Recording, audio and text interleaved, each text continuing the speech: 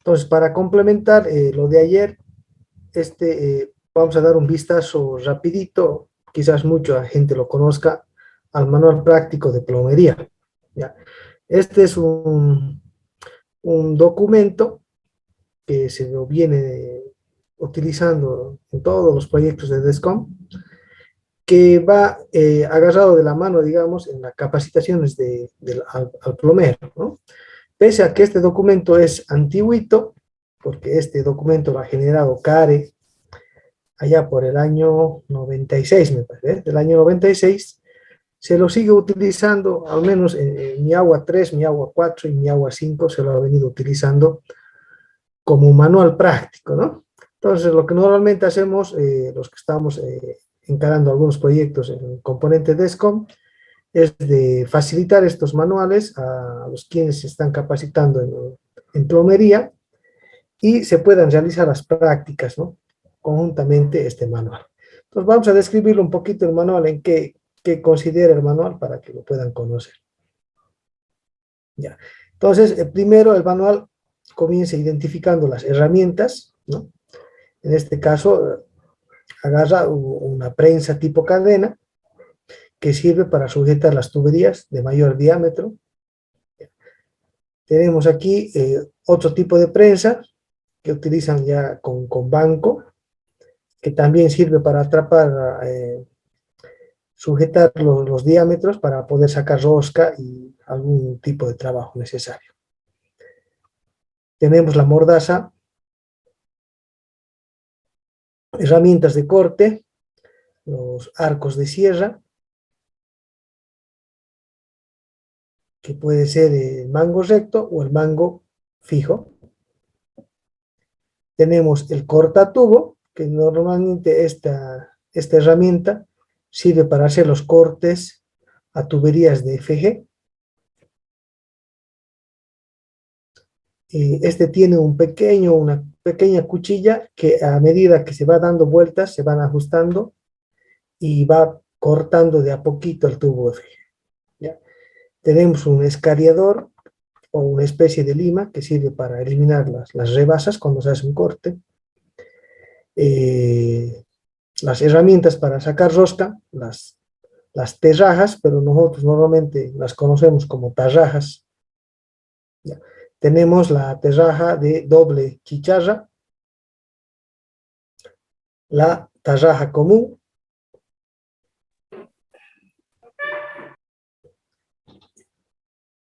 ¿no? Que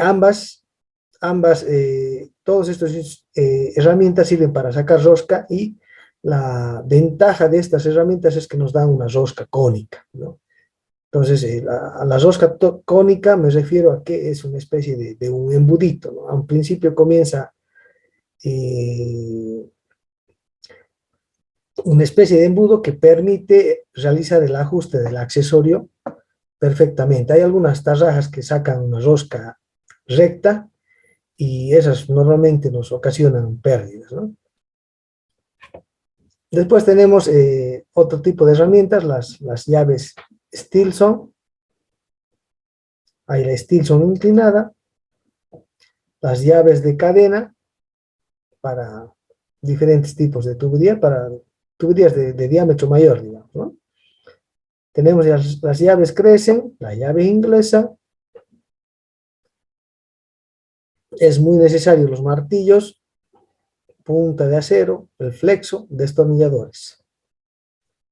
De la misma forma, este manual identifica cada herramienta, el nombre y el uso que se puede dar, de tal manera que puede clarificar mucho a la gente que se está formando en la plomería. Alicate extensible o pico del oro.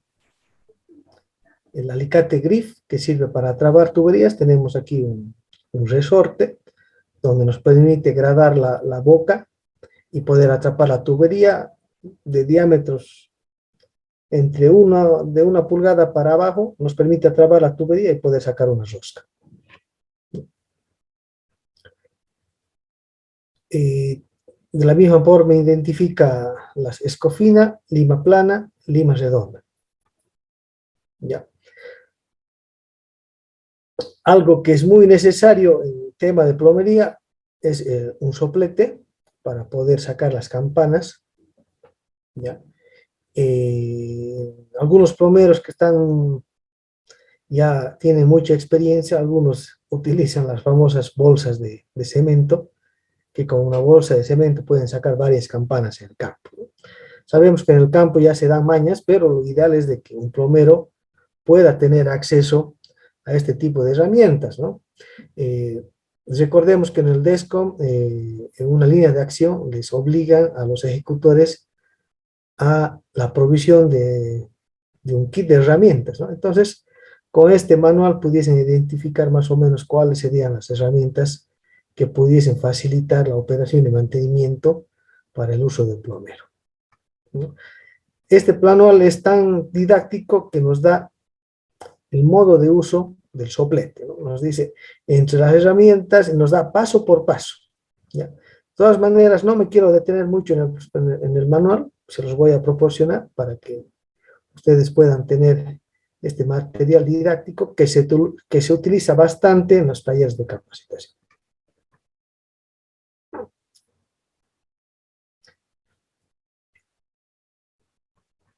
Eh, Habla las tuberías de PVC. Estas tuberías sirven para conducir el agua, son más o menos los diámetros comerciales, la diferencia entre tubería PVC, la diferencia entre tubo FG, el tubería, la tubería PVC esquema 40, a diferencia de la tubería PVC, es de que esta tubería esquema 40 sirve para sacar rosca, ¿no? En cambio, esta tubería de PVC que no es rosca, directamente es para una junta, o en este caso es una unión con campana, con anillo de goma, ¿no? O en su defecto, junta soldada, donde se utiliza pegamento, ¿ya? Y en el esquema 40, este esquema 40, al tener un mayor espesor de la tubería, nos permite sacarle rosca, ¿ya? Tenemos el limpiol o el limpiador que llamamos nosotros, que es un líquido fuerte que nos permite sacar, limpiar el tubo antes de realizar los acoples. El material de PVC, el pegamento de PVC, eh, miren, años antes se solía utilizar para hacer los empalmes, se solía utilizar pintura con el hilo de cáñamo, ¿no? Pero ahora ya tenemos diferentes otros materiales como la cinta teflón y los selladores. Este manual también nos hace la diferenciación de los distintos accesorios que podemos utilizar: los codos a 90 grados, codos a 45, que unos los llaman semicodos, accesorio cruz, que muy poco se lo usa, las T's, tapón macho y el tapón hembra, ¿no? La diferencia de estos es dependiendo la terminal, si termina rosca o no, uno puede utilizar uno de los dos accesorios. Aquí tenemos un bujo reducción que nos permite ampliar o reducir los diámetros. La Y, que normalmente se utiliza para alcantarillados. Una copla, que nosotros lo conocemos como cupla, ¿no? Nos permite la unión de dos tuberías. El niple hexagonal, que nos permite acoplar a dos accesorios de unión. Este es el macho, entonces tendríamos que tener dos accesorios hembra, ¿no? Que también vienen en PVC y FG. Tenemos los sifones que utilizamos para los lavamanos, lavanderías, para evitar de que puedan salir los malos olores al ambiente, ¿no? Estos sifones cumplen la función de tener un espejo de agua aquí, de tal manera que los olores del alcantarillado no puedan salir al exterior. Normalmente eso lo utilizamos en las lavanderías, en los lavamanos. Ya. Tenemos las válvulas de retención. Esto es una válvula de retención horizontal que nos permite que el flujo vaya de una dirección al otro y no pueda retornar, ¿no? Estas válvulas de retención normalmente se las instalan en los tanques de almacenamiento Y si ustedes tienen un tanque elevado en su vivienda, estas válvulas de retención deberían estar al ingreso de su vivienda, de tal manera que cuando comience a funcionar su tanque elevado, el agua de su tanque no salga a la red, ¿no? Tenemos válvulas tipo compuerta, los grifos, las válvulas de aire, ayer vimos las por aire, ¿no? Nos dan una referencia para los plomeros de los diámetros comerciales de tuberías de fierro galvanizado, ¿no? De la misma forma, tubería PVC en los distintos diámetros, y nos indican que pueden haber tubería PVC tipo rosca, que serían los esquema 40, tubería PVC tipo campana, que son las tipo campana son para uniones soldadas o uniones con pegamento, ¿no? Y las tuberías PVC de esquema, de acuerdo al esquema 40, y la tubería PVC de desagüe, que son las paredes mucho más delgaditas.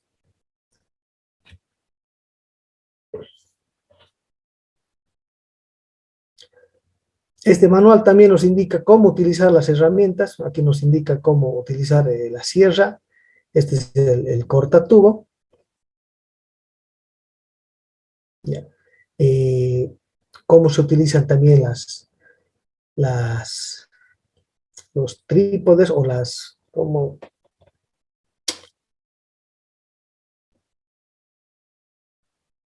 para poder atrapar a la tubería y poder realizar la- y poder realizar, poder sacar las roscas a los tubos, ¿no? Son las prensas. ¿Ya?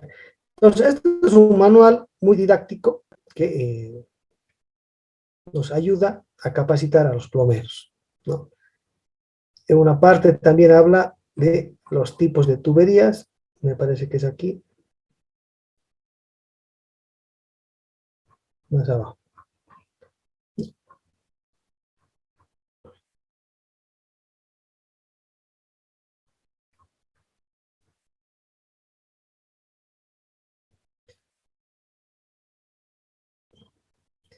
El manual nos enseña a utilizar la cinta teflón, las llaves de paso, normalmente El tema de plomería y demás de conexión. Ah, no es de tu maestría. No.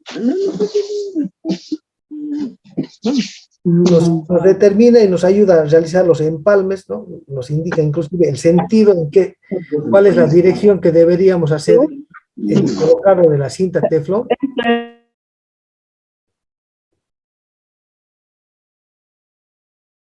la forma de aplicar el solvente y la forma de alinearlo, ¿no?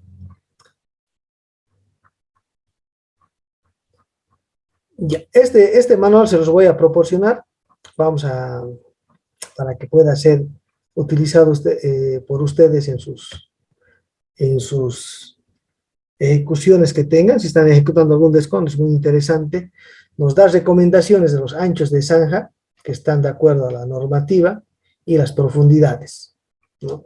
Y de cómo se tiene que hacer el relleno de una zanja, en el sentido que cuando hay una tubería, tenemos que tapar la tubería con tierra cernida y posterior a que enterramos la tubería con tierra cernida, recién procedemos al relleno común. Nos da un esquema de una conexión tipo para que el plomero se pueda orientar en caso que ya ellos necesiten realizar conexiones domiciliares.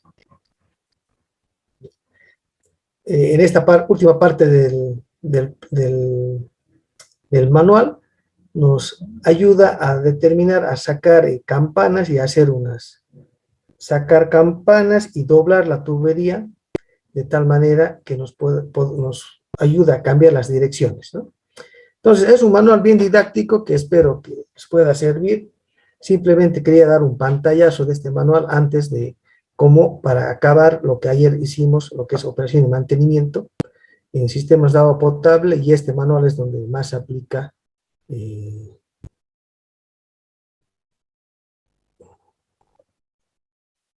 Ya, entonces, comenzaremos ahora con la parte de saneamiento.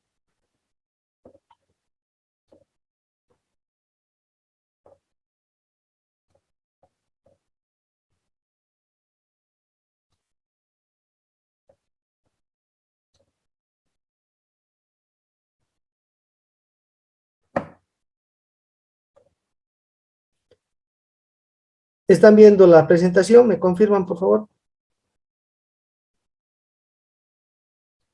Sí, Inge. Sí, se ve, ya.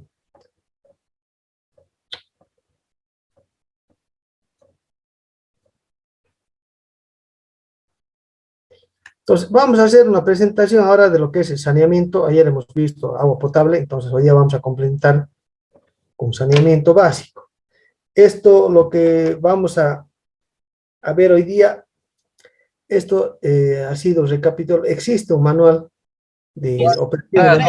No, cuatro atrás, claro, cuatro ahí atrás, dos adelante.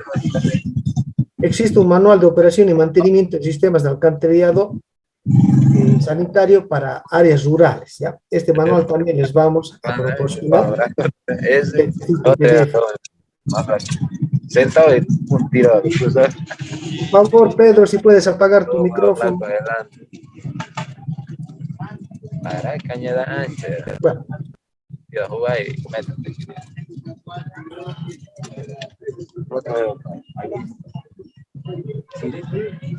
antes de arrancar, como todo, no sé si Pedro me escuchas, si puedes apagar tu micrófono, por favor. Tan amable, te esperaba, ¿no? Bueno,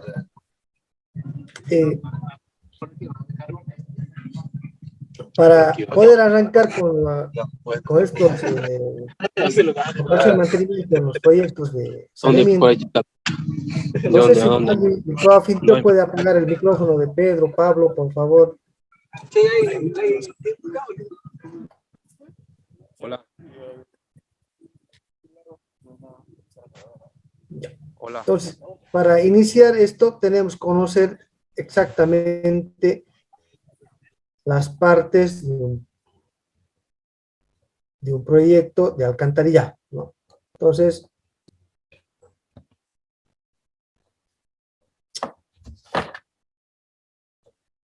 ya. Entonces, nosotros, un proyecto de alcantarillado, tenemos las cámaras de arranque, que son estas, las que comienzan a arrancar, donde arrancan las tuberías y comienzan a hacer una especie de una espina un espinazo de pescado que llaman, ¿no? Entonces, tenemos cámaras de arranque, tenemos cámaras intersectoras, que ya son cámaras intermedias, ¿ya? Y la tubería que va entre cámara y cámara se las determina la red de colectores, ¿ya? Ahora, toda esta red de colectores siempre van por gravedad a un punto más bajo hasta llegar a las plantas de tratamiento, ¿ya? Ya antes de llegar a la planta de tratamiento, los colectores reciben otro nombre que se llaman interceptores o emisarios. ¿Por qué cambia el nombre, digamos? La diferencia es en que estas tuberías emisario son de mayor diámetro y normalmente ya cuando son como es una etapa antes de llegar a las plantas de tratamiento, estos emisarios ya no tienen conexiones domiciliares. De esta forma es que se permite que estos emisarios puedan tener mayor profundidad, ¿no? Cuando nosotros realizamos el tendido de colectores, siempre tenemos que tener una profundidad mínima y una máxima, asumiendo que cualquier vivienda pueda conectarse. Pero ya cuando hablamos de emisarios, ya entendemos que en esa zona ya no tenemos aportes de aguas residuales, entonces estos emisarios pueden tener una profundidad mayor. Estos emisarios conducen a una planta de tratamiento tipo que hay muchas características o muchas diferentes tipos de planta, de tal manera que cuando el agua sale tratada ya sale a un río, a un cauce que se llama el cuerpo receptor, ¿ya? En tema de medio ambiente, lo que se controla es de que si nosotros largamos ya un agua tratada al cuerpo receptor, de que el agua que nosotros mandemos a este río no contamine en demasía, digamos, ¿no? La ley 1333 habla de los cuerpos receptores, clasifica en 4 tipos de cuerpos receptores, A, B, C, D y D. Entonces, en caso de si fuese un curso de agua tipo C, nosotros no podemos vertir agua tipo D, ¿no? Entonces, eso es lo que controla normalmente medio ambiente, de que no contaminemos las fuentes. Normalmente, los cuerpos receptores son clase D y nos permiten hacer vertir las aguas de una planta de tratamiento. ¿Alguna consulta respecto a los componentes?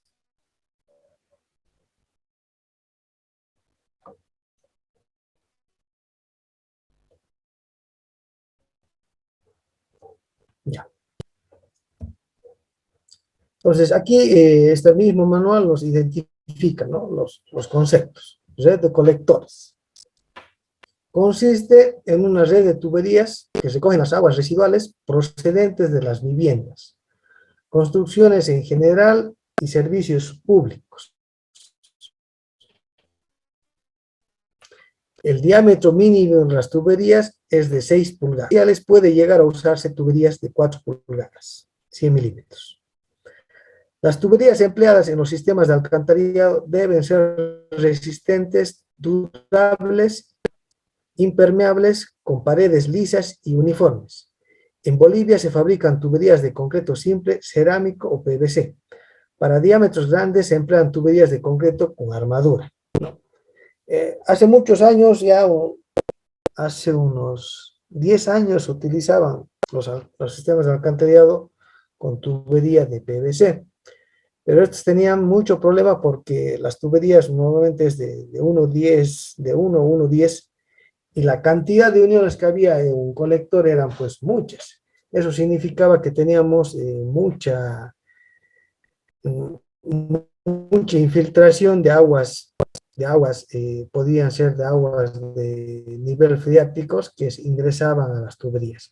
Ahora se utilizan tuberías de PVC de 6 metros, con una junta de ajuste con anillo de goma, lo cual permite ya la impermeabilización y evita que ingresen aguas externas a los sistemas de alcantarillado.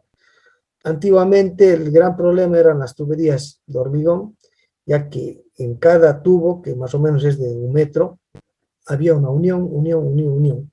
Entonces eso, a veces uno calculaba un caudal de diseño y llegaba el doble a la planta, ¿no? Porque muchos caudales se metían a través de las tuberías. Ahora tenemos las tuberías de PVC que cumplen una normativa específica de alcantarillado, que no tenemos esos problemas. Es más, existen accesorios especiales para realizar las conexiones, que son las silletas, donde van montada la tubería y van pegadas y evitan que puedan ingresar otros fluidos. Interceptores o emisario principal. Son tuberías de mayor tamaño en las que las tuberías de la red de colectores descargan las aguas residuales que transportan. Por ello, sirven a zonas completas de una población o toda la población en su conjunto. El diámetro mínimo de estas tuberías es de 6 pulgadas. Normalmente los sistemas de alcantarillado, los colectores que arrancan, siempre se utiliza el diámetro de 6 pulgadas. El diámetro de 4 pulgadas utilizamos para las conexiones domiciliarias, es decir, el empalme entre la conexión domiciliaria y el colector. Pero después los colectores ya del alcantarillado de 6 para adelante, ¿no? Y por lo mismo los emisarios de 6 para adelante. Normalmente los emisarios están entre 8, 10 y 12 pulgadas. Plantas de tratamiento. Son instalaciones en que las aguas residuales transportadas por los colectores principales son tratadas para reducir la cantidad de sustancias contaminantes y de organismos dañinos a la salud humana. Las aguas residuales deben ser tratadas para evitar que cuando sean vertidas a un río, quebrada o lago, causen daño a otros seres humanos, animales y la naturaleza en su conjunto. Entonces, la normativa vigente nacional nos obliga a que las plantas de tratamiento deben cumplir una etapa depuración, de tal manera que cuando estas aguas que han sido tratadas son vertidas a un cuerpo receptor, no tengamos un impacto ambiental aguas abajo, ¿ya? Normalmente se hace en plantas de tratamiento relativamente serias, se debería hacer un análisis al ingreso de la planta y a la salida de la planta para saber cuánto se ha tratado esa agua y en qué calidad de agua estamos despachando al curso receptor, al cuerpo receptor. Tenemos la figura 2, donde nos identifican tipos de cámaras de inspección, ¿no? Inge, la diapositiva no, creo que nos está cambiando. A ver, ahora, ¿nada? Ya. Solo se ve la primera, no sé si es mío, solo la carátula. Ya vuelvo a, ya, gracias, vuelvo a compartir.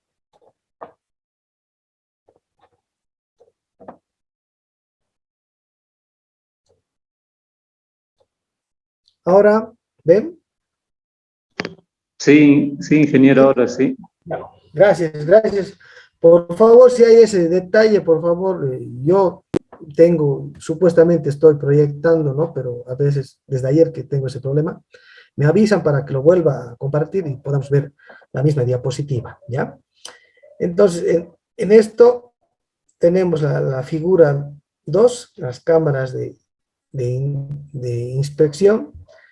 En la primera es el esquema, el tipo A. Tenemos una conexión directa, ¿no? Donde este tubo de aquí es una conexión domiciliaria, es una intercepción donde no tenemos diferencia, o la diferencia de cotas es mínima, ¿ya? En el esquema tipo B, conexión con caída interior, la norma nos especifica que puede haber un tubo que ingrese a la cámara y que si es una diferencia de cotas entre la diferencia de los dos tubos menor a 80, no corresponde a ser una caída, ¿ya? Y para la cámara de inspección con caída, ya cuando son mayores a 80 centímetros, nos obliga a hacer un accesorio de caída. Este es el tubo que, a ver, este es este es un corte de la cámara de inspección, y este es el tubo que viene perpendicular a este colector, ¿no? Entonces, si este tubo que viene por el lado derecho tiene una caída mayor a 80 centímetros, nos obliga a hacer un accesorio donde colocamos una T aquí y un codo. Y este tubo también ingresa directamente a la cámara para que se pueda hacer operación de mantenimiento y puedan meter aquí las varillas de fierro, ¿no? Entonces, estas son las cámaras con caídas. Ahora, un sistema de alcantarillado sanitario requiere de una serie de obras especiales para sistemas rurales. Se emplean cámaras de inspección, figura 2. Permiten el ingreso de la red de colectores para su inspección y limpieza. Deben ubicarse en cambios de dirección y de diámetro de las tuberías, en las intersecciones de 2 o más tuberías de alcantarillado o cuando la longitud de los colectores excede los 100 metros. ¿Ya? Entonces, cuando nosotros tenemos o construimos un sistema de alcantarillado, se hacen los alineamientos directos, ¿no? Imagínense si hacemos una tubería como víbora y tenemos un taponamiento, no lo pudiésemos destaponar nunca, ¿no? Por eso es que en un sistema de alcantarillado se hacen los alineamientos entre cámara y cámara, y cuando la topografía no nos permite hacer alineamientos directos, cada cambio de dirección se tiene que hacer una cámara de inspección. Ahora, la misma norma también nos permite que si tenemos longitudes a más de 100 metros, nos obliga a tener cámaras de inspección, ya que por el tema de poder operar, ¿no? Si no, no nos permite hacer la operación de mantenimiento. Algunas veces tenemos longitudes largas y si tenemos un taponamiento, tendríamos que tener cantidad de varillas para poder realizar los destaponamientos. Pozos de caídas. nos referimos a esta parte de la cámara con caída. Permite la unión indirecta de dos tuberías a diferentes desniveles y se usan para amortizar el golpe de agua cuando los desniveles entre dos cámaras de inspección son grandes. En esta cámara de caída, si nosotros pusiéramos directamente el tubo sin esta caída, tendríamos un chorro de 80 centímetros, y ese chorro de 85, uno que nos produce ruido, ¿no? Entonces es una cámara que va a estar sonando siempre. Pero la mayor dificultad sería de que ese chorro nos va a ocasionar la erosión del piso, ¿no? Esa erosión del piso después nos va a ocasionar de que esta cámara comience a filtrar agua. Entonces, por eso es que se hacen las caídas, para evitar que el piso de esta cámara pueda ser dañada por el chorro de agua constante. ¿Ya? La norma especifica que podemos hacer caídas directas hasta una altura de 80 centímetros. Más de 80 centímetros tendríamos que hacer el accesorio de caída. ¿Ya? ¿Alguna consulta respecto a las cámaras?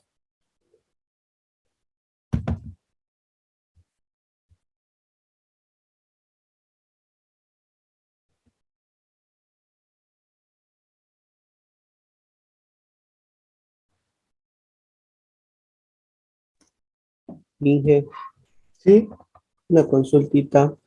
sí, dígame. La norma boliviana 688 indica que esté a 100 metros, una distancia máxima entre colector a colector, ¿verdad? Sí, sí, sí. Pero he visto algunos proyectos de los cuales he formado parte como empresa supervisora, ¿no? Eh, Algunas distancias, bueno, en ese entonces yo recién estaba empezando, ¿no? Mi vida profesional. Algunas distancias excedían los 100 metros, llegaban incluso hasta 118, pero no mayor a 120. Entonces, ¿cómo un ingeniero proyectista puede justificar este criterio, esta adopción, digamos? Eh, ¿Qué factores intervienen?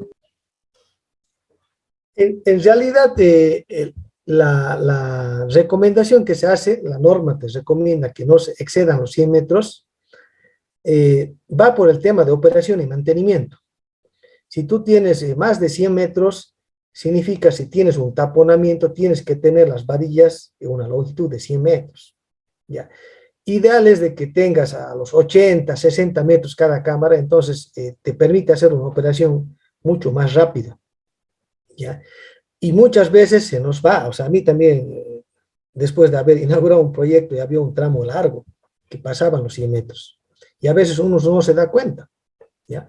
Pero las recomendaciones, a la hora de revisar los diseños o a la hora de construir, verifiquen que los tramos entre cámara y cámara no excedan los 100 metros, porque constructivamente lo vamos a hacer.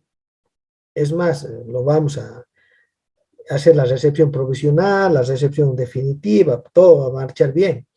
Pero en el momento que haya un taponamiento en ese tramo, les damos un trabajito a los operadores, en este caso a la EPSA, de querer destrancar un tramo de 100 metros, y tú no tienes esa cantidad de varillas, no lo vas a poder destrancar nunca.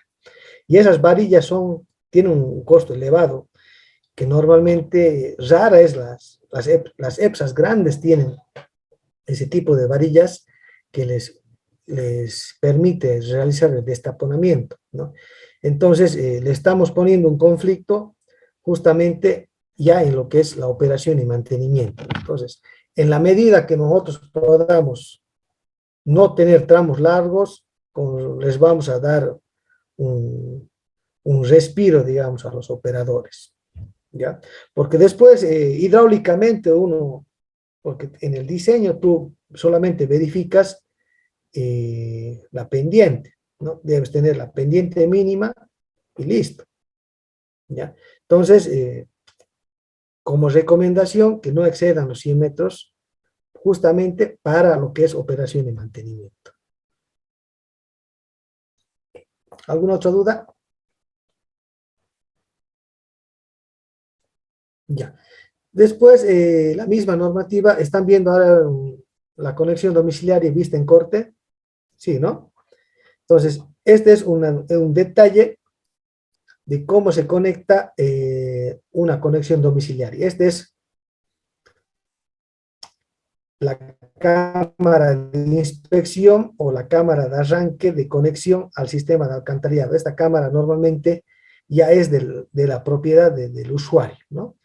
Y a través de tubería de 4 pulgadas hacemos el empalme y el enganche al colector que recoge las aguas servidas. En la figura 5 tenemos un esquema tipo de lo que deberían tener las conexiones intradomiciliarias, ¿no?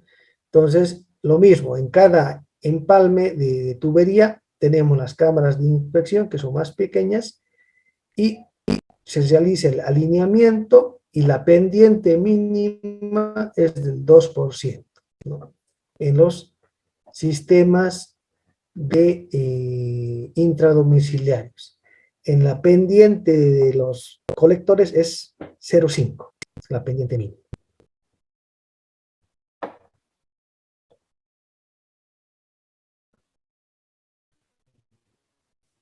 Responsabilidades de los usuarios, ¿no? Esto va ya como recomendaciones ya en el tema del DESCOM, ¿no? Los usuarios de un sistema de alcantarillado tienen una gran parte de responsabilidad en su operación y mantenimiento. A continuación se presentan algunas recomendaciones que los responsables del sistema deben comunicar permanentemente a los usuarios. No debe utilizarse el sistema de alcantarillado sanitario para evacuar aguas de lluvia. Las aguas de lluvia arrastran partículas de suelo y arena que se sedimentan en las tuberías y con el tiempo pueden bloquearlas. La fuerza de arrastre mínima de diseño de las tuberías permite la autolimpieza de partículas de 2 milímetros. El sistema de desagüe Al otro día, iba a la hora pensar que estaba. No. no si puede Ahí era, sí. apagar el micrófono de Pedro, por favor. Si trabajan 15 minutos, se iban a sentar 15. Trabajan otros 15, de nuevo, otros 15. Toda la mañana así. Ya en la tarde, ya recién. Medio duermo ahorita. Ya. Anoche no le coloca. El tema de las aguas de lluvia es un tema recurrente en todos los sistemas de alcantarillado, ya que en muchas zonas, cuando no tienen la pendiente para evacuar las aguas de lluvia desde los patios interiores hacia la calle, es más fácil conectarse o hacer que las aguas de lluvia ingresen al alcantarillado y poder, digamos, despacharlas, ¿no?, para que salgan de su casa. Pero en las plantas de tratamiento, ya que algunas veces en épocas de lluvia los caudales se pueden llegar a triplicar, ¿ya? Muchas veces una planta de tratamiento está diseñada para 4 litros por segundo y le está llegando 10 en época de lluvia, ¿no? Porque lamentablemente hay muchas viviendas que no tienen el desnivel o no tienen el desnivel para poder sacar las aguas de lluvia hacia la calle, y lo más fácil es conectarlas a una cámara de inspección del sistema de alcantarillado y desvían todas esas aguas, ¿no? Y nos ocasiona grandes problemas ya en la planta de tratamiento, porque tenemos arrastres de arenas y sobre todo la cantidad del caudal que se duplica o triplica hace que la planta de tratamiento ya pierda efectividad de tratar las aguas, ¿no? El sistema de desagües de la cocina o los lugares donde se cocina y se lavan enseres de cocina y comedor deben contar con cámaras desgrasadoras que deben ser limpiadas cada 4 meses. La grasa es otra de las sustancias cuya acumulación bloquea las tuberías de alcantarillado. Se recomienda que al interior de las viviendas se puedan construir las cámaras o las trampas de grasa que se llaman, ¿no?, de tal manera que puedan acumularse las grasas y no largarlas al sistema de alcantarillado. Muy pocos cumplen esta recomendación. Las tapas de las cámaras de inspección o cámaras desgrasadoras deben ser herméticas para evitar que ingresen aguas de lluvia o aguas de lavado de patios, que luego se acumulan y bloquean las tuberías. No deben arrojarse bolsas plásticas, pañales, desechables, papel higiénico, papel periódico u objetos similares en los inodoros. He tenido en este aspecto en San Lorenzo, en el municipio de San Lorenzo, en el departamento de Tarija, cuando conversaba con el operador de la planta de tratamiento siempre hay una rejilla, ¿ya? Y en esa rejilla han atrapado un pantalón jean al ingreso de la planta de tratamiento. Ahora, uno se pone a indagar y no se explica cómo ha ingresado eso y llega, ¿no?, a la planta de tratamiento. En el municipio de Entre Ríos, una frazada, ¿ya? No puedo pensar cómo la gente puede llegar a meter esa indumentaria, un tubo de 4 pulgadas, pero llega. Entonces, hay cosas que uno no se imagina de cómo han ingresado, pero llegan, ¿no? Entonces, esto obedece realizar una campaña agresiva en lo que significa socialización y difusión de la forma correcta de los sistemas de alcantarillado, ¿no?, que eso es un trabajo arduo para nosotros. Los usuarios deben verter cada 4 meses agua hervida en sus lavaplatos e inodoros para disolver y eliminar residuos de grasa. Las grasas normalmente, a medida que va pasando el tiempo, caen y se hace una especie de piedra. Entonces, si no realizamos una limpieza con agua caliente, es muy probable que a poco tiempo se nos obstruya en nuestro sistema de desagüe. Las principales fallas del sistema de alcantarillado ocurren en las instalaciones sanitarias internas y conexiones domiciliarias, la red de colectores e interceptores por problemas de hundimiento y o taponamiento, la planta de tratamiento por falta de operación o deficiente mantenimiento preventivo. Muchos proyectos han construido plantas de tratamiento y por cuestiones de recursos económicos lo dejan a su suerte, ¿no? Entonces, estas plantas de tratamiento comienzan a colapsar y cuando colapsan directamente ya no estamos tratando el agua, ¿no?, y estamos vertiendo el agua directamente, agua del baño directo al río. Eso es un gran problema en muchos proyectos de alcantarillado.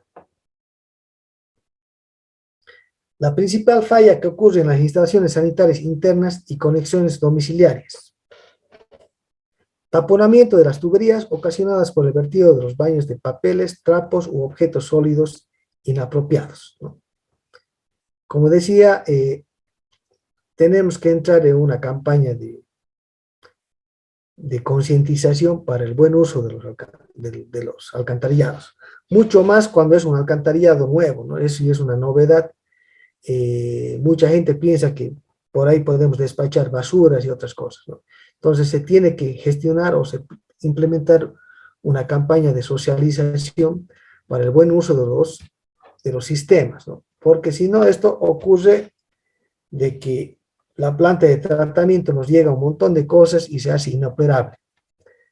Para salvar este problema se recomienda las siguientes acciones. Es esencial recordar permanentemente a los usuarios la necesidad de que no boten en sus baños papeles, trapos u objetos extraños. Deben revisarse las conexiones domiciliarias al menos una vez al año.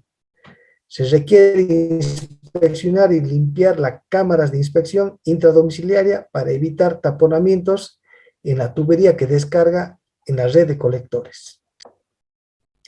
En el momento de revisión es aconsejable preguntar a los habitantes de cada vivienda si su instalación sanitaria funciona bien o presenta algún problema.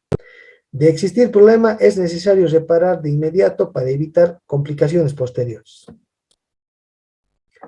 Red de colectores e interceptores. Las principales fallas que ocurren en las redes de alcantarillado son los hundimientos y o taponamientos de las tuberías. El hundimiento de tuberías en la red es provocado por erosión o asentamiento del terreno base del colector. El paso de vehículos por encima de los colectores, normalmente cuando las zanjas no están bien compactadas, entonces el paso de vehículos pesados ocasiona hundimientos en los colectores, ¿no? El crecimiento de raíces, la corrosión de la bóveda de las tuberías. El taponamiento de tuberías puede ser provocado por la acumulación de arena y o sustancias orgánicas en las tuberías, ¿no? Cuando tenemos arrastre de arenas, se comienzan a detener y comienzan a obstruir los colectores. Crecimiento de raíces, en caso de que haya algunos árboles cerca. El depósito de sedimentos en las secciones bajas de las tuberías debido a la mala alineación, la inclinación insuficiente de las tuberías o porque la limpieza no se lleva a cabo con la frecuencia necesaria. Entonces, hace mención a que se puede acumular sedimentos cuando la tubería no tiene la pendiente mínima. De acuerdo a normativa, nos indica que la pendiente mínima para sistemas de alcantarillado en los colectores es de 0,5. ¿Ya?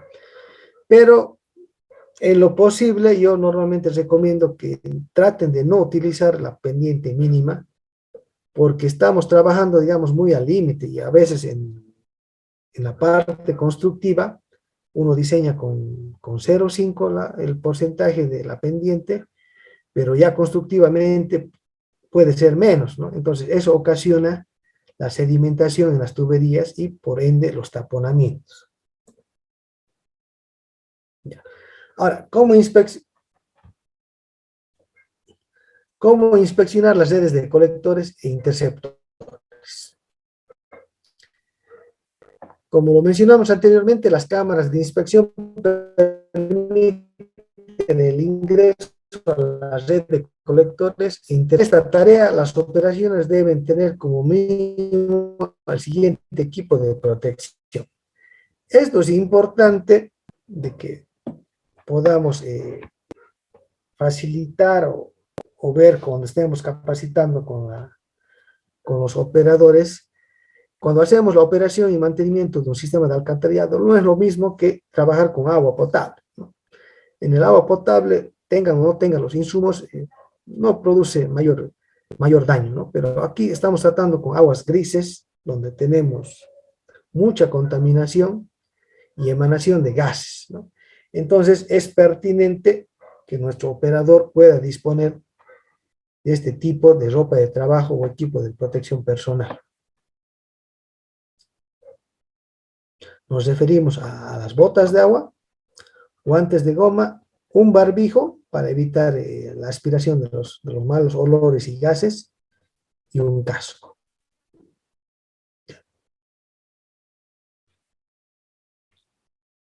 Se identifican los planos del sistema del tramo a ser inspeccionado. Primero se debe ir a ASBIL, ¿no? ¿Qué diámetro es? 2, la longitud del tramo, y sobre todo qué pendiente se ha utilizado, ¿no? Para saber tomar antes de ingresar a la inspección, aguas arriba y aguas abajo de dicho tramo. La cámara de inspección debe ser ventilada antes de ingresar a ella, como medida de protección. Al menos 2 horas antes de ingresar se abren las tapas de las cámaras de inspección anterior y posterior del tramo inspeccionado. Para ahorrar tiempo se puede abrir al mismo tiempo varias cámaras de inspección. Este detalle de realizar la ventilación del tramo que se va a inspeccionar es muy, pero muy importante. Mucho más si es un sistema que no se realiza un mantenimiento periódico. Por estos colectores circulan gases, ¿ya?, que impiden la respiración, ¿no? Es más, puede haber intoxicación o puede haber desmayos Por eso es que normalmente, posteriormente vamos a ver que cuando una persona está ingresando a un sistema de alcantarillado, se aconseja que entre con un sistema de protección que es un arnés, para de tal manera que se pueda desmayar, lo puedan rescatar, ¿no? No hace unos 4 meses en la ciudad de La Paz ocurrió un accidente en una estación de servicio donde 2 personas estaban ingresando a un tanque cisterna de gasolina. Pese a que el tanque estaba vacío, cuando ingresó el primer operador, se desmayó por falta de oxígeno, los dos. ¿Ya? Lo que les explico es un caso extremo, ¿no? Pero puede suceder. Por eso es que la recomendación de realizar la ventilación del tramo que se va a inspeccionar es muy importante. ¿Ya? La inspección debe comenzar lo más bajo posible de la red y progresar aguas arriba, es decir, se hace en sentido contrario a la pendiente. Si existen cámaras inundadas, el agua se extrae con bombas de succión del tipo utilizando por las empresas constructoras en las excavaciones y se vierte en la próxima cámara aguas abajo. Una alternativa al uso de bombas más morosa e incómoda es extraer las aguas con baldes y por medio de un sifón. Ya. Si nosotros tenemos un taponamiento o un tramo, ¿cómo nos vamos a dar cuenta que hay el taponamiento? Justamente nos damos cuenta cuando ya el agua comienza a rebalsar por las mismas tapas. Entonces, eso implica que la cámara de inspección está totalmente inundada por aguas grises. Es más, no podemos ingresar a la cámara. Por eso es que mínimamente las EPSAs que se hacen cargo de los sistemas de operación y mantenimiento de los sistemas de alcantarillado deberían tener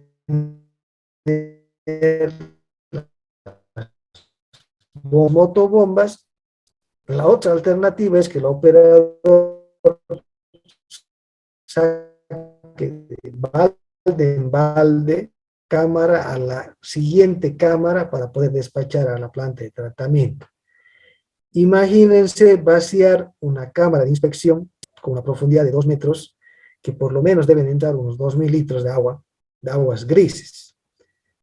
Es un trabajo que no se lo desearía a nadie, ¿no? Entonces, por eso es de que se sugiere, y la recomendación es de que la EPSA pueda disponer de bombas de agua para justamente poder hacer este tipo de operación.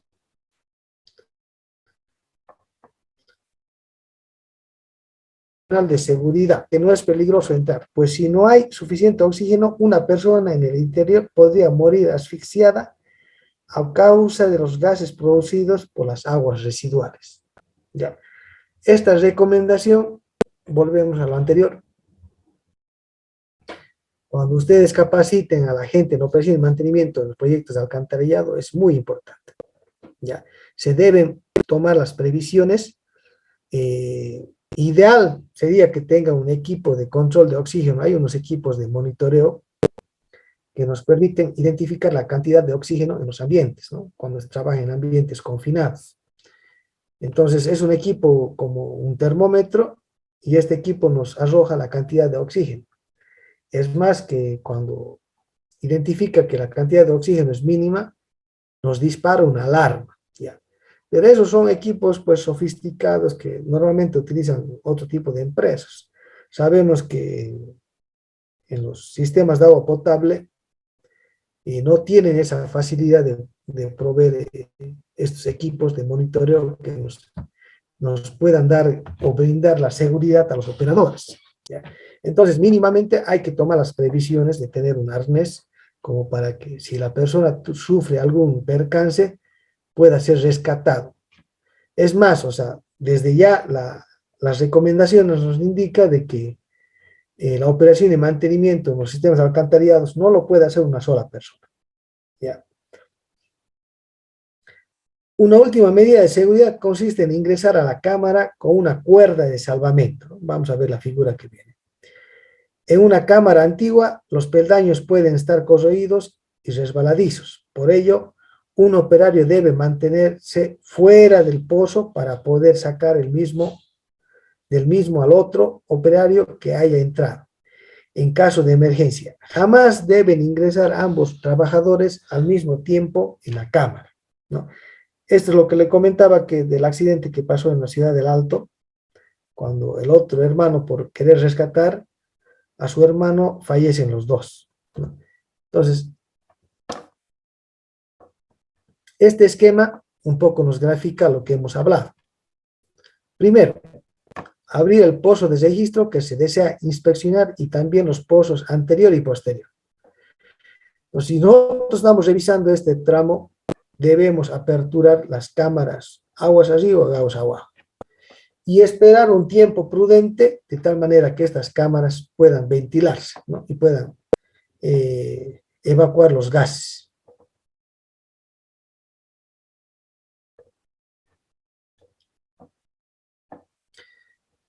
El operario que se introduce en el pozo debe estar atado a una cuerda de salvamento y sostenido por dos compañeros, ¿ya? Entonces, el operador que va a ingresar a la cámara debería tener un arnés con un gancho de seguridad en la espalda, de tal manera que si sufre algún percance, un desmayo por falta de oxígeno, estas otras dos personas lo puedan jalar y sacar, ¿no? Bajo ningún motivo, o sea, querer entrar a rescatarlo sin ese equipo de salvamento es difícil porque puede pasar que la persona que entra a rescatar también va a sufrir el desmayo. Por eso es que lo aconsejable es que estas personas que ingresen a los pozos entren con un equipo de salvamento, con un arnés de seguridad, con un gancho de seguridad, de tal manera que si tiene un percance, estas dos personas jalan la cuerda y lo sacan. Ya. En el fondo del pozo, el operario no debe agitar el cieno ni el fango. En caso de emergencia, tirar de la cuerda de salvamento. No se debe entrar jamás en auxilio del compañero. Es lo que le decía.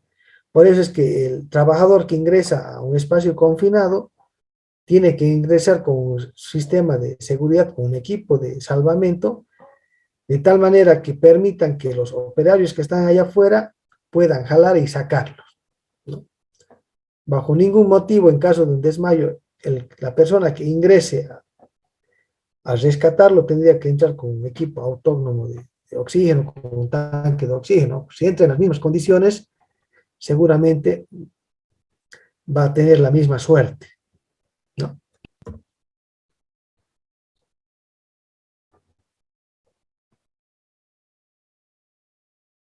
Entonces, esa es la forma correcta para que el operador pueda ingresar a las cámaras de inspección, con las medidas de seguridad, de tal manera que podamos evitar accidentes de desmayos y asfixias. Ya. Control de la alineación de las tuberías. El control de la alineación es llevado a cabo por dos operarios o en dos cámaras contiguas de inspección, equipados con una linterna y un espejo, como se muestra en la figura. Primero se sostiene linterna y espejo a una distancia de 5 a 10 centímetros sobre el fondo de la tubería y luego se van elevando ambos progresivamente hasta inmediatamente debajo de la corona o sección superior de la tubería. Cualquier irregularidad que existiera en la alineación vertical del tubo se delataría si se oscurece la luz de la linterna. Mediante este procedimiento también se develan pequeños defectos o obstrucciones en las tuberías. Ya. Entonces, se puede realizar control de alineamiento de las tuberías. Ya. Estos controles normalmente los hacemos en la época de la construcción, ¿no? Cuando estamos validando los tramos. Y lo que se hace es en una cámara anterior, se dispara un haz de luz a través de una linterna, y si el espejo recibe ese haz de luz, significa que la tubería está alineada. ¿Ya? Esa es una condición normal, digamos. Si la luz se refleja en el espejo, tanto en la base como en el techo del tubo, la tubería mantiene una alineación incorrecta. ¿Ya? Entonces decimos que cuando damos el haz de luz y el espejo tenemos que subirlo arriba para poder captar el haz de luz, entonces significa que existe un desperfecto en el alineamiento de la tubería. Si no se ve la luz en la corona, la tubería se va hundiendo. O sea, si tenemos un hundimiento de la tubería, directamente el haz de luz no llega. ¿Ya? Si no se ve la luz en la base del tubo, la tubería se ha levantado. Entonces, si nosotros tiramos la linterna o el haz de luz a la base del tubo y no llega, significa que hay un tubo o una regulación, el tubo está hacia arriba. Ahora, estos sistemas son bien, digamos, didácticos y de fácil acceso, ¿no? Existen ya tecnologías donde, vamos a ver un video posterior, donde introducen cámaras, ¿no?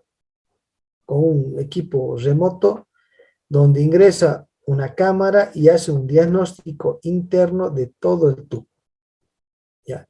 Y se puede verificar los problemas que tenemos en las tuberías, ¿no?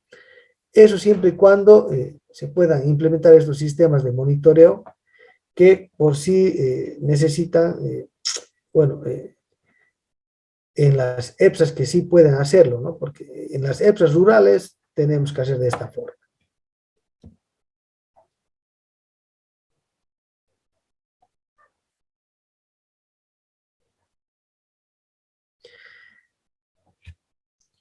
El lugar en el que es más probable encontrar grietas y mala alineación es inmediatamente después de la cámara de inspección por el asentamiento irregular del terreno tras la colocación de la tubería, ¿no?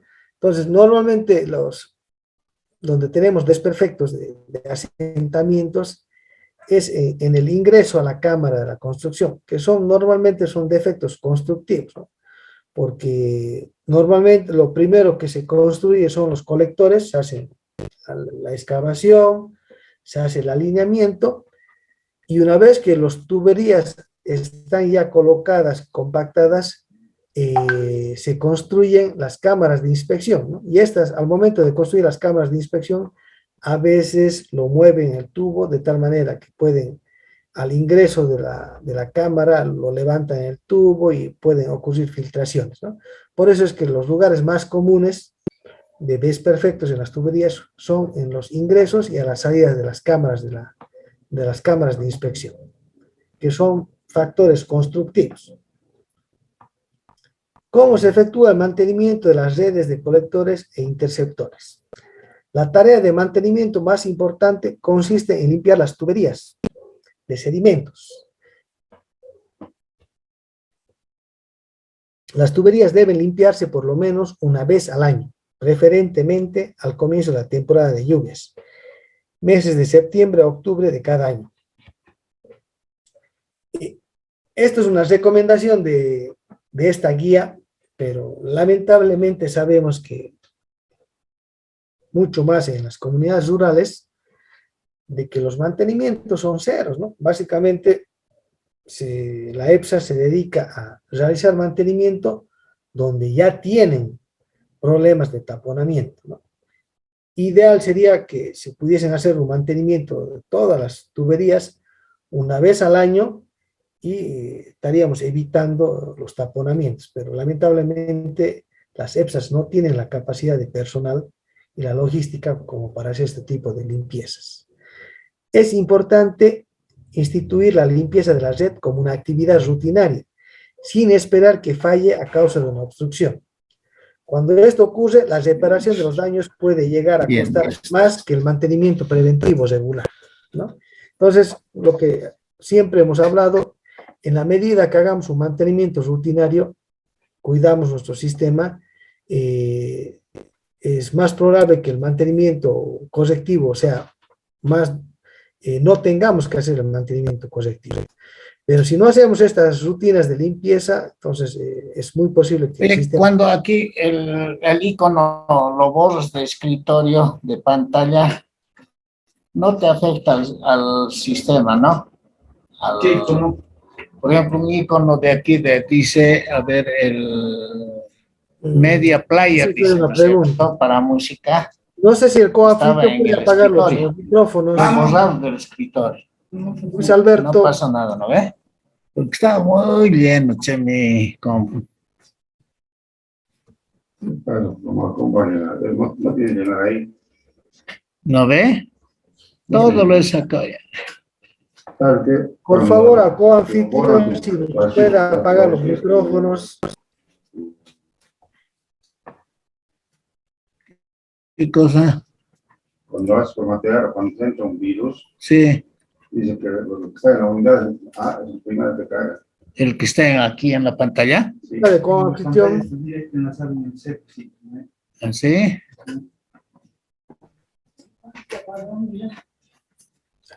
A ver, trataremos de continuar pese a las interrupciones. Bueno, la herramienta más común para extraer los sedimentos y lodos de las tuberías es un balde atado a la mitad de un cable de acero, ¿Acabó ya? como se aprecia en la figura 11. El cable debe tener como mínimo una longitud igual a 2 veces la distancia entre cámaras de inspección más cercana. Por eso decíamos de que en este caso, si las cámaras son mayores a 100 metros, se imagina que tendríamos que tener este cable 200 metros para realizar la operación. Entonces, por eso es que lo que se aconseja que las cámaras de inspección no sobrepasen los 100 metros de longitud. Ya, una veída. Un extremo del cable Oye, ¿sabías, no, Salvador, que la piel para borrar? ¿Sí? No sabía. No te hagas No sabía. no te hagas al de Oruro, che. En verdad.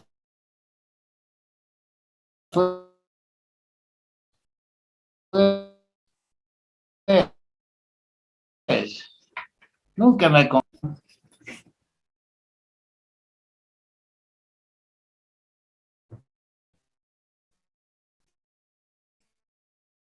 con la boca del balde mirando aguas abajo, en el sentido de la corriente.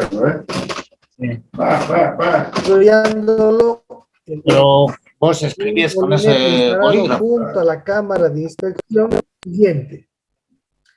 Al ir jalando del balde, este recoge los sedimentos y lodos. El diámetro del balde debe ser unos 5 centímetros menor que el diámetro interno de la tubería para permitir que el material recogido desborde cuando el balde se llene y evitar que se tranque en las ¿Cómo se compra eso? construcciones de la tubería. También se dice listo. Pero no, bolígrafo. Si el balde se bloquea, no hay que jalar con demasiada fuerza, pues podría comprimir los sedimentos y hacer más difícil su extracción. En lugar de ello, puede hacerse retroceder el balde dejando del otro extremo y sustituirlo por uno más pequeño o por una barrera. ¿Ya? Entonces, lo que se recomienda es la limpieza entre cámara y cámara a través de un balde y un cable de acero, de tal manera que el balde, a medida que van jalando el cable, el balde va recogiendo y empujando los sedimentos hasta esta cámara. ¿Ya? Cuando el balde llega hasta la cámara de inspección inferior, se extrae con los sólidos y se suelta el cable. A su vez, el cable se recupera en la cámara de inspección superior y se ata de nuevo al balde. Se repite el procedimiento hasta que la tubería quede limpia. Si la tubería se encuentra bloqueada o los sólidos son demasiado duros para extraerlos, con el sistema de balde puede eliminarse la obstrucción por medio de una barrena, por lo que se ve en la figura 11 y 12. La barrena es como una gran broca para taladrar que se hace girar mediante unas manivelas colocadas en una de las barras que se forma de cadena constituyen el eje propulsor. Estas son las varillas de acero. Las barras pueden tener un diámetro de 10 milímetros y ser de acero inoxidable o hierro liso de construcción. La barrena y sus barras pueden ser fabricados en un buen taller de metal mecánica. Cuando la barrena penetra en los sólidos, se bloquea la tubería. El agua que escurre facilita el desprendimiento de los sólidos corriente abajo. Las cámaras de inspección dañadas deben ser reparadas de inmediato usando una buena dosificación de cemento. Por otra parte, se recomienda contar con las tapas de cámaras de repuesto para reemplazar las dañadas por los vehículos u otras causas. Asimismo, las tapas no deben permitir filtraciones de agua superficiales que arrastren sólidos. Es importante que las EPSAs puedan reparar las cámaras de inspección, porque donde se infiltra y nos genera que llegue agua de lluvia a las plantas de tratamiento. Ya. Estas son las herramientas que, más que los baldes, se utilizan estos tipos de herramientas, que son las varillas de acero, que nos permite destaponar los sistemas de alcantarillado. ¿Ya? Entonces, con estas herramientas, nosotros podemos destaponar. Estas barras vienen en longitudes de 3 metros y de 1 metro también. ¿Ya? Son de un precio, normalmente son caritas. ¿Ya? Para que más o menos podamos identificar cómo funcionan estas barras metálicas, vamos a hacer un videíto muy didáctico.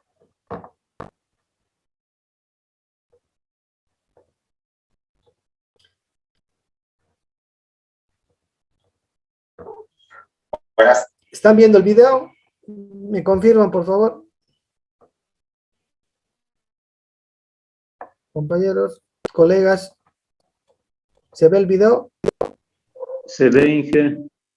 Buenas tardes. Este video es para dar una capacitación, una indicación de cómo utilizar la varilla acople rosca, cómo desacoplar en su efecto cuando se vaya a utilizar una herramienta o otra varilla.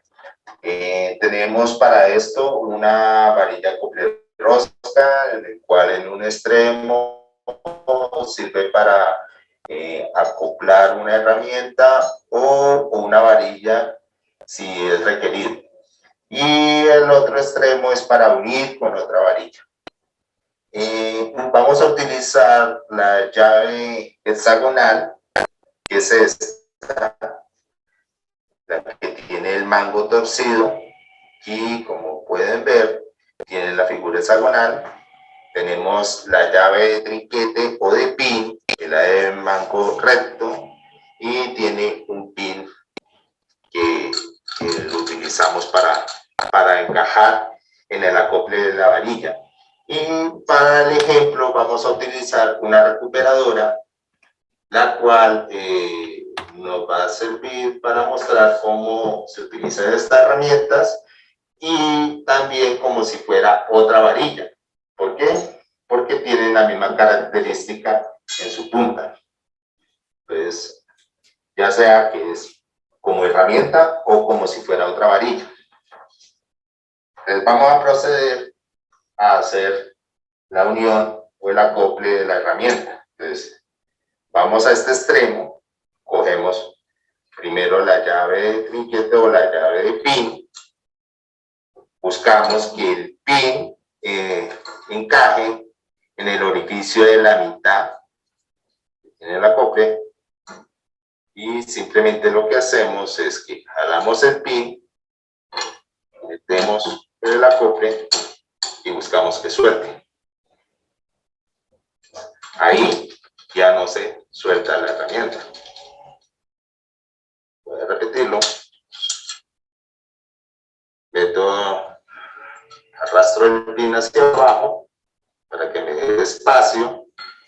Meto el acople, lo suelto, simplemente lo giro y él encaja.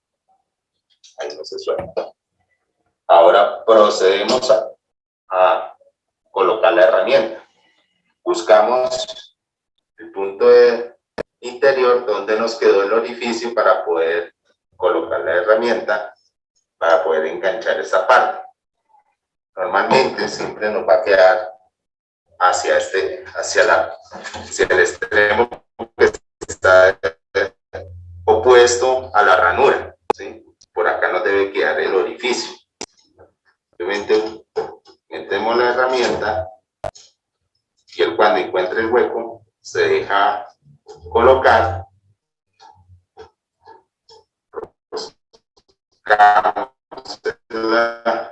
la coque que tiene, la tuerca, usamos, metemos la llave hexagonal con la ranura, la bajamos y encaja en los lados de la tuerca.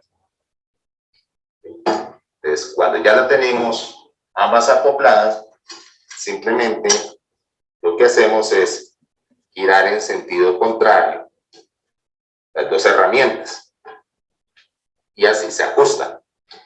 ¿Qué fuerza le debemos aplicar? Lo que haga la mano. No necesitamos más herramientas. Para eso, el ajuste es suficiente con el que haga la mano. Entonces, cuando ya sentimos que ya no podemos apretar más, simplemente lo que hacemos es sacamos la llave hexagonal, bajamos el pin, sacamos la llave de trinquete de pin y quedó ajustada la herramienta o otra varilla. Normalmente lo que hacemos es, dependiendo de la distancia o la profundidad del pozo o donde vayamos a meterla, necesitamos ir acoplando varias varillas. Vamos alargando hasta que se vea la necesidad de colocar la herramienta que vamos a utilizar. Ese es el procedimiento para acoplar una herramienta. Ahora pasamos a quitarla. Hemos terminado la labor, necesitamos quitar la herramienta y empezar también a quitar varillas. Es lo mismo. Entonces, simplemente lo que hacemos, utilizamos primero la llave de pin, el trinquete, la metemos, dejamos que ajuste con el pin, ya no se suelta. Ahora vamos a la llave hexagonal, la metemos con la ranura, la bajamos, encaje. Cuando encaja, entonces simplemente lo que hacemos es soltarla, al contrario. Entonces, así apretamos, así soltamos. Sentido contrario a como hicimos el procedimiento de apretado. Cuando ya sentamos que podamos utilizar las manos para girar la tuerca o podemos soltar completamente con la llave, damos la tuerca, la herramienta va a salir fácilmente. Entonces, liberada la herramienta, jalamos el pin, sacamos la llave de trinquete de pin y así queda todo desarmado. Lo mismo pasaría si fuera otra varilla. Ese es el procedimiento que se debe utilizar. Muchas gracias. Esas es más o menos las varillas que se utilizan para poder destaponar los sistemas de alcantarillado, ¿no? Ahora vamos a ver un videíto que más o menos el uso, cómo se hace, cómo se destapona un sistema, ¿no?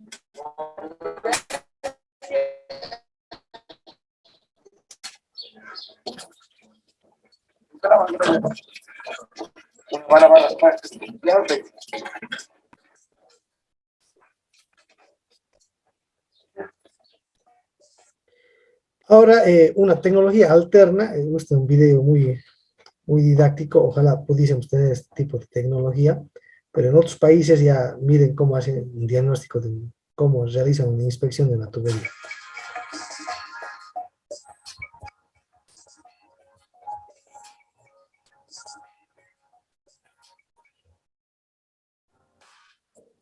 Para hacer la inspección de redes de alcantarillado, debemos señalizar el lugar. Debemos tener el personal dotado con los equipos de seguridad, cascos, guantes.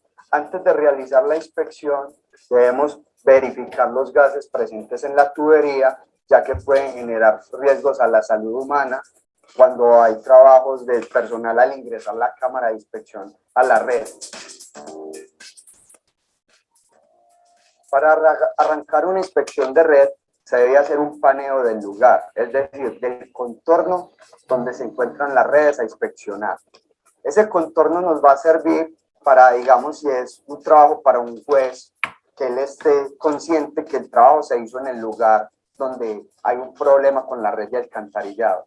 Después de hacer el paneo, el oficial encargado ingresa a la cámara por medio de la guaya, el cual le permite meter la cámara al manhole o a la cámara de inspección para arrancar. Entonces él va a colocar la cámara en el punto inicial del tubo, se pone el cable, se tensiona, dicho cable se tensiona para que el contador no marque errores y poder arrancar la inspección del tramo con problemas, encontrando el cero de la cámara, y ya se arranca la inspección. Bueno, básicamente esta inspección se realiza para mirar los daños estructurales y funcionales de la tubería. Como el lente del robot nos permite girar 360 grados, podemos observar completamente el perímetro del tubo. En el interior de las tuberías se presentan muchos daños estructurales como fracturas, como fisuras, como acometidas con hueco, infiltraciones, funcionales como obstrucciones, raíces. Entonces el robot debe ingresarse para localizar exactamente en la medida de donde se encuentra el daño y qué tipo de daño.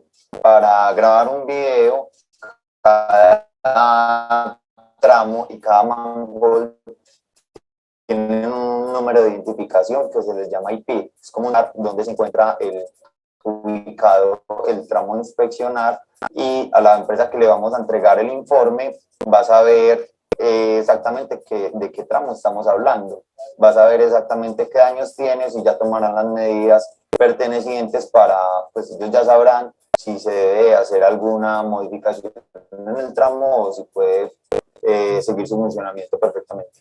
Antes de hacer la inspección se debe hacer un lavado previo de la red, que se debe hacerse 72 horas antes. Este lavado se hace por medio de un equipo de presión-succión. El equipo de presión-succión está compuesto por una manguera que está aquí en la punta y un equipo de succión, que es esta corneta que ven aquí. El equipo de lavado es esta manguera amarilla que tiene unos manómetros que nos indica la presión con la que se hace el lavado de la red.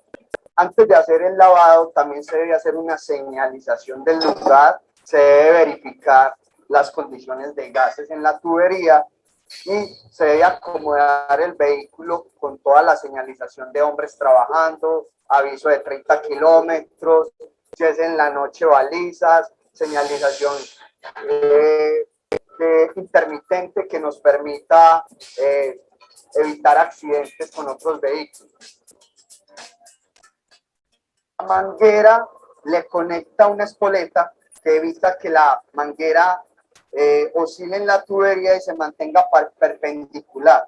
Y adicional a la espoleta se coloca una boquilla. Estas boquillas tienen unos orificios que le permiten tirar el agua a presión hacia atrás, ya que las redes de alcantarillado se lavan en contrapendiente. ¿Cómo así que en contrapendiente? En el sentido contrario a cómo baja el agua. ¿Para qué? Para que esas boquillas, estos chorros a presión, traigan todos los sólidos que están acumulados en la red de alcantarillado. Existen varias boquillas. Esta, que es la ciega, que me permite romper una obstrucción, ya que tiene unos orificios en la punta. Hay otras boquillas cuando son tuberías de tamaño mayor.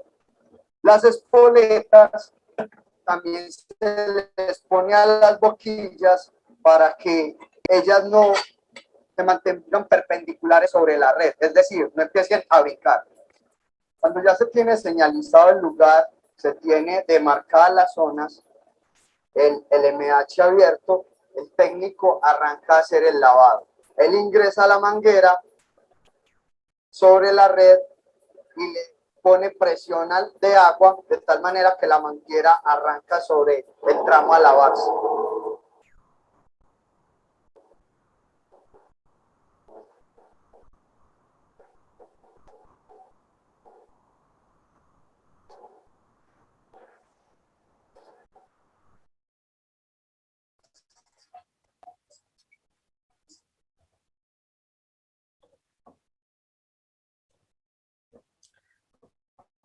Bueno, hemos visto dos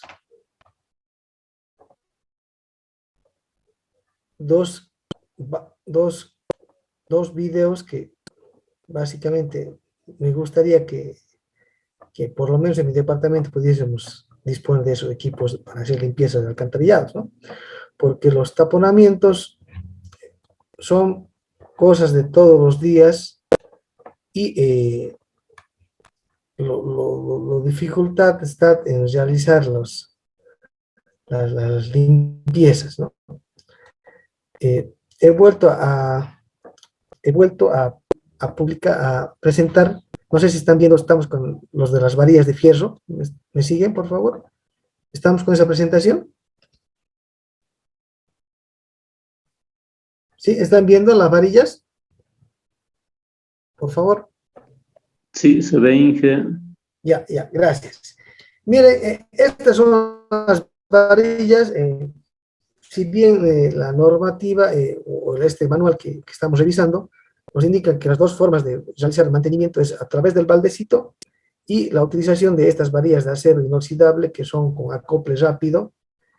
Como les decía, estas varillas vienen de 3 metros y de 1,10. ¿Ya?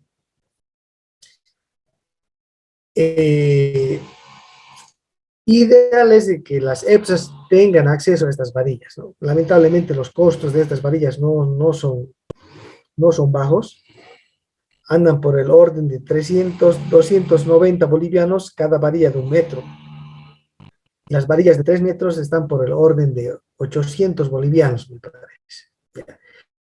Entonces, si le ponemos más o menos datos o multiplicamos, tendríamos que tener esas varillas por lo menos 100 metros, es un costo no más considerable que lamentablemente las EPSAs pequeñas no están pudiendo disponer de estos equipos, ¿ya?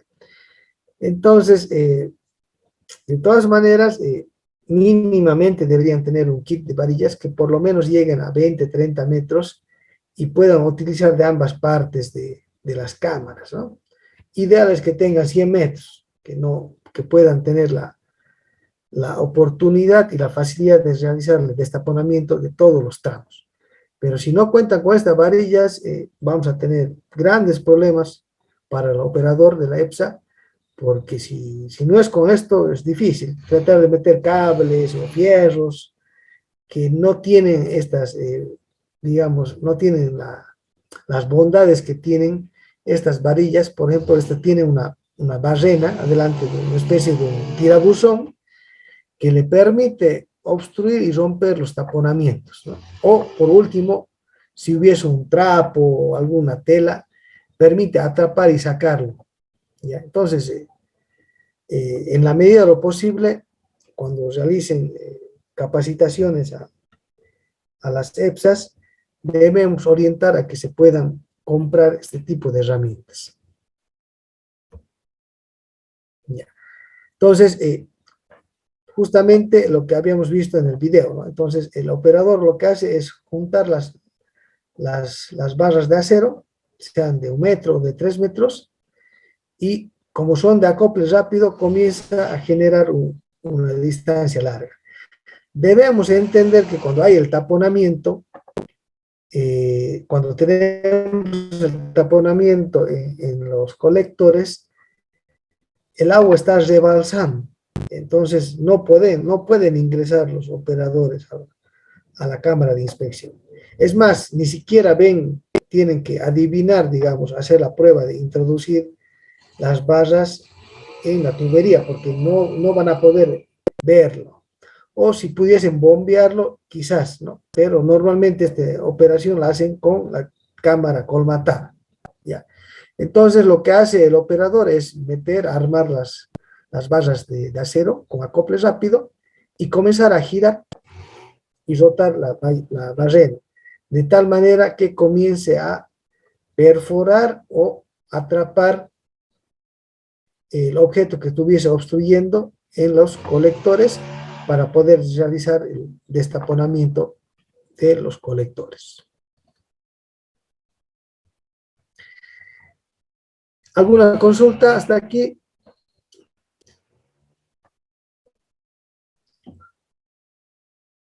Ya. Entonces, para finalizar la presentación, por ejemplo, es una participación que tuve la oportunidad de realizar la supervisión de un alcantarillado sanitario en el municipio de San Lorenzo con la entidad de Emagua, ¿ya? Donde se realizaron una red de colectores adicionales a otro proyecto, ¿ya? Como recomendación y experiencia laboral, ¿no? Hemos tenido grandes problemas en este proyecto en una zona que se llama Tarija Cancha Sud, porque es una zona que tiene nivel freático alto, ¿no? Y lamentablemente las cámaras que inicialmente estaban o que han sido consideradas en el proyecto eran unas cámaras prefabricadas de hormigón armado, ¿ya? De tal manera que estas cámaras de hormigón armado son anillos de cada 60 centímetros, se genera un cuerpo y van subiendo hacia arriba, ¿ya?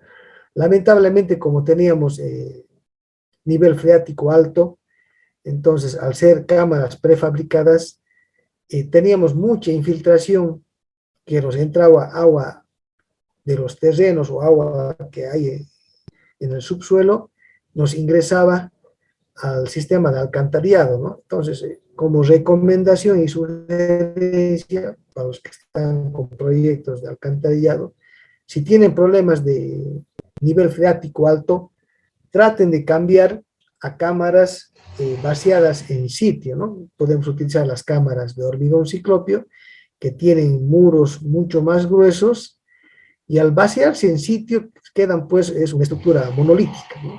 Entonces, esa era la dificultad que teníamos en las cámaras prefabricadas en las zonas donde teníamos nivel freático alto.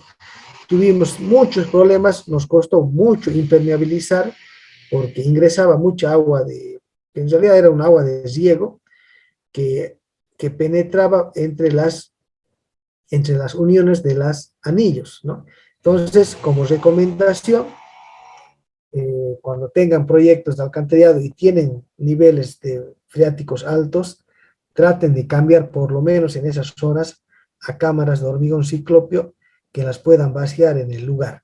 Eso les va a dar mucha más seguridad y va a evitar que tengan infiltraciones y el incremento de caudales que no son aguas grises y que perjudica mucho en las plantas de tratamiento, ¿no? Aquí, por ejemplo, esta es una cámara de caída, pero le hicieron la caída hacia adentro. No es lo aconsejable, la norma nos obliga de que la cámara de caída, este tubo que está aquí, tiene que ser por afuera de la cámara.